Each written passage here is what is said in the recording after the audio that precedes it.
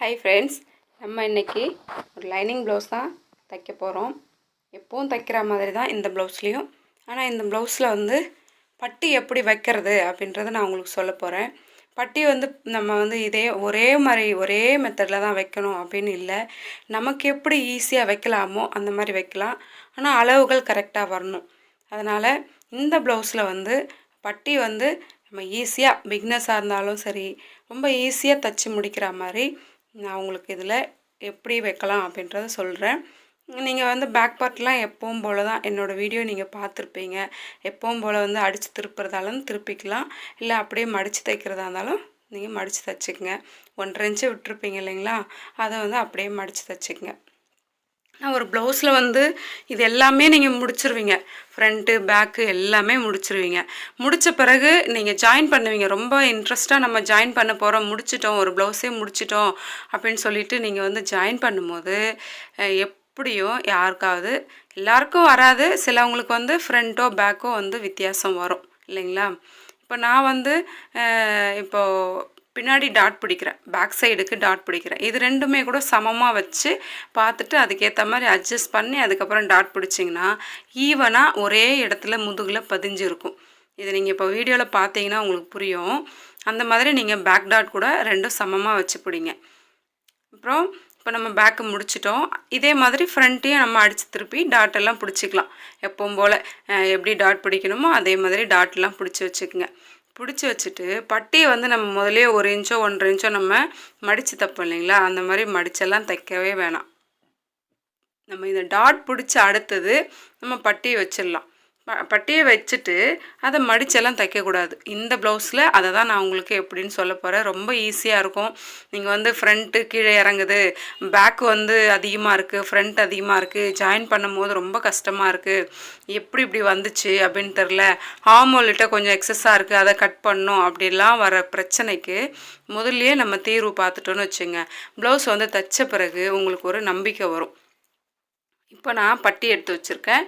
பட்டி வந்து லைனிங் உள்ளே இருக்குது, மேலே வந்து நல்ல பீஸ் இருக்குது. இதை அப்படியே நான் வச்சு சுற்றியும் தையல் போட்டு எடுத்துக்கிறேன். இந்த மாதிரி தையல் போட்டு எடுத்துக்குங்க. இது நீங்கள் வந்து ரெண்டு பீஸுமே தையல் போட்டு எடுத்து வச்சுக்கோங்க. இப்போ நம்ம இதை தைச்சிட்டு நம்ம மெயின் பீஸோட, ஃப்ரண்ட்டு மெயின் பீஸோட பட்டியை வச்சு அட்டாச் பண்ணிடலாம். இப்போ நம்ம இதை அடையாளப்படுத்திக்கணும். 1.5 இன்ச்சோ 1 இன்ச்சோ நீங்கள் விட்டுருப்பீங்களா, இது வரைக்கும் தான் நம்ம மடித்து தைக்க போகிறோம். இப்போ நேரடியாக எடுத்து நம்ம பட்டியை வச்சிடலாம். கீழே மடித்து தைக்கலை, நீங்கள் நல்லா பாருங்கள், கீழே மடித்து தைக்கலை. அப்படியே நீங்கள் வந்து பட்டியை ஜாயின் பண்ணிவிடுங்க. இப்படி ஜாயின் பண்ணிவிட்டு இந்த இடத்துல வந்து நீங்கள் 1 இன்ச்சு இல்லை 1.5 இன்ச்சு நீங்கள் தையலுக்கு விட்டுருப்பீங்களே, அதை வந்து நீங்கள் மார்க் பண்ணிடணும். இங்கே பாருங்கள், 1.5 இன்ச்சு மார்க் பண்ணிவிட்டு அங்கேருந்து நீங்கள் ஹைட்டு வைங்க. அங்கேருந்து நீங்கள் 2 இன்ச்சு விட்டிங்களோ, 2.5 இன்ச்சு விட்டிங்களோ, 3 இன்ச்சு விட்டிங்களோ, அது உங்கள் ப்ளவுஸில் நீங்கள் விட்டுருப்பீங்க இல்லைங்களா, சைடு ஜாயின் பண்ணுறதுக்கு பட்டி வெட்டும்போது அதை மார்க் பண்ணிவிட்டு தைச்சிருங்க. அப்போ வந்து உங்களுக்கு கரெக்டாக வரும். இப்போ நீங்கள் பட்டியை வச்சு முடிச்சிட்டிங்க. இப்போ எடுத்து வச்சிடலாம் நம்ம இதை. இதே மாதிரி 2 பீஸும் தைச்சிட்டு ஷோல்டர் ஜாயின் பண்ணிக்கலாம். கரெக்டாக இருக்கான்னு பாருங்கள். ஃப்ரண்ட்டு ரெண்டுமே வந்து கரெக்டாக இருக்கணும். 2 சைடும் கரெக்டாக இருக்கான்னு பார்த்துக்குங்க. இப்போ நம்ம ஷோல்டர் ஜாயின் பண்ணிடலாம். இப்போ இது வரைக்குமே நம்ம பட்டியை வந்து ஜாயின் பண்ணவே இல்லை, அப்படியே தான் ஓப்பன்லேயே தான் இருக்குது. பட்டியை வந்து மடித்து தைக்கவே இல்லை, ஓப்பன்லேயே தான் இருக்குது. இப்போ நம்ம ஷோல்டர் ஜாயின் பண்ணிவிட்டு அதுக்கப்புறமா உங்களுக்கு சொல்கிறேன் பாருங்கள், இந்த மாதிரி இருக்கும். இப்போ நம்ம சரி பார்ப்போம் இல்லைங்களா, கை வைக்கிறதுக்கு முன்னாடி சரி பார்ப்போம் இல்லைங்களா, அது மாதிரி நீங்கள் சரி பார்த்துக்குங்க. இப்போ நம்ம பட்டியை வச்சுட்டோம். டாட்லாம் வந்து நல்லா இழுத்து விட்டுட்டு இப்போ பட்டியும் நம்ம ஹார்மோனில் ரெண்டும் கை ஃப்ரண்ட்டும் பேக்கும் வந்து கரெக்டாக இருக்கா, அதில் எக்ஸஸாக இருக்கா என்னன்னு செக் பண்ணிக்கோங்க. கீழே வந்து நம்ம மார்க் பண்ணியிருக்கிற கோடு வரைக்கும் பேக்கில் இருக்கான்னு செக் பண்ணுங்கள். அப்படி இல்லை அப்படின்னா என்ன பண்ணணும் அப்படின்றதான் இந்த வீடியோலேயே உங்களுக்கு சொல்ல போகிறேன். இப்போ வந்து இது மாதிரி மடித்து பாருங்கள், கரெக்டாக வருதான்னு. ஒருவேளை உங்களுக்கு மேலே வந்து எக்ஸஸாக வருது, இல்லை கீழே இப்போ எக்ஸஸாக வந்துச்சுன்னா நம்ம அதுக்கேற்ற மாதிரி மடிச்சிக்கலாம். எல்லா இடத்துலையும் நீவி விட்டுட்டு பாருங்கள், மேபி உங்களுக்கு மேலே வந்து தூக்கிட்டு வந்துச்சு, மேலே வந்து எக்ஸஸாக வந்துச்சு, ஃப்ரண்ட் சைடு எக்ஸஸாக வந்துச்சு அப்படின்னா நீங்கள் கட் பண்ணிக்கலாம். ஆனால் கட் பண்ணாமல் கொஞ்சம் போல் கீழே இறக்கி அப்படியே மடித்து தைக்கிறதுக்காக தான் இது ஃபுல்லாகவே உங்களுக்கு எப்படி அப்படின்றத உங்களுக்கு சொல்கிறேன். இங்கே பாருங்கள், இப்போ இப்படி இருக்குது. இது வந்து கொஞ்சம் எக்ஸஸாக போயிடுச்சு அப்படின்னா நம்ம நறுக்கிக்கலாம். அந்த இடம் வந்து நறுக்கிக்கலாம், அதை நறுக்கி எடுத்துடலாம்.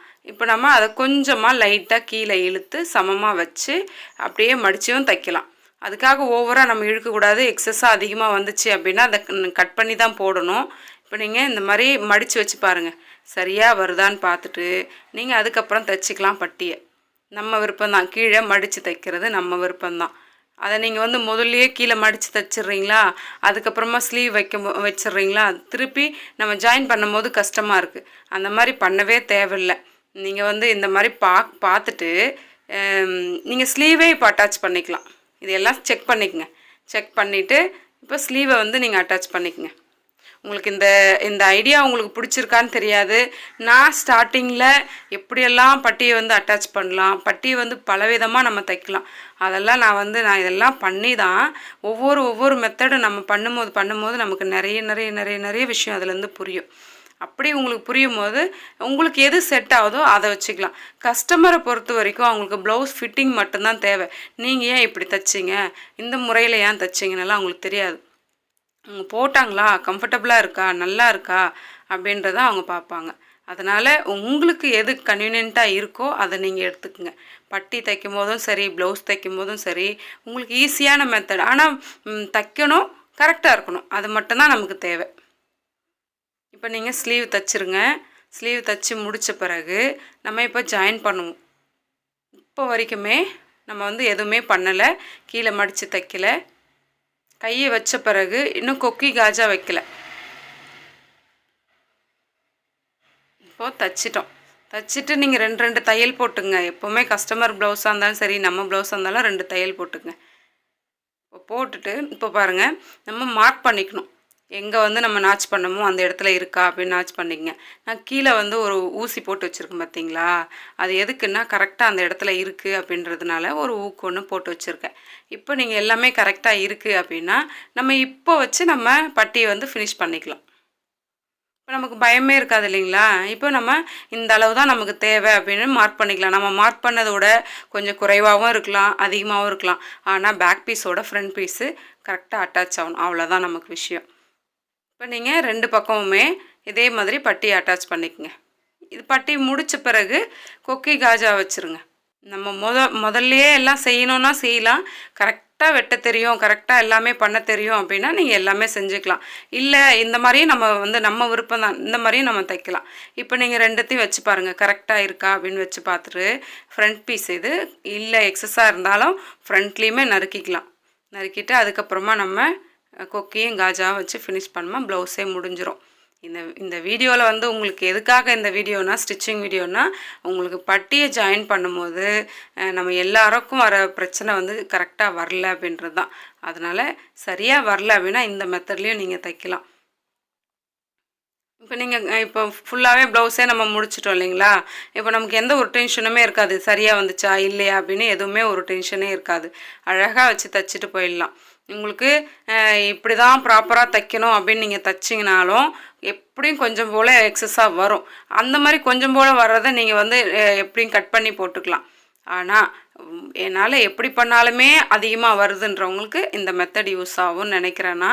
இப்போ நான் கழுத்து பீஸும் முடிச்சுட்டு உங்களுக்கு ப்ளவுஸ் எப்படி இருக்குன்னு காட்டுறேன். இந்த வீடியோ உங்களுக்கு பிடிச்சிருந்துச்சின்னா ஒரு லைக் பண்ணுங்கள், கமெண்ட் பண்ணுங்கள். நீங்கள் கமெண்ட் பண்ணால், லைக் பண்ணால் மட்டும்தான் எனக்கு வந்து அடுத்த வீடியோ போடுறதுக்கு ஒரு இன்ட்ரெஸ்ட் இருக்கும். ஏன்னா உங்களுக்கு பிடிச்சிருக்கோம் அப்படின்றது எனக்கு தெரியும். இப்போ வந்து பிடிக்கல அப்படின்னு இல்லை, பிடிச்சிருந்துச்சு அப்படின்னா உங்களோட லைக்கும் கமெண்ட்டும் என்னை அடுத்தடுத்த வீடியோ போடுறதுக்கு ஒரு பூஸ்ட்டாக இருக்கும் அப்படின்றதுக்காக தான் உங்ககிட்ட கேட்குறேன். நீங்கள் ஒரு லைக்கும் ஒரு கமெண்ட்டும் பண்ணுங்கள். இந்த ஐடியா நல்லாயிருக்கு அப்படின்னாலும் ஒரு கமெண்ட் பண்ணுங்கள். நம்ம அடுத்த வீடியோவில் பார்க்கலாம்.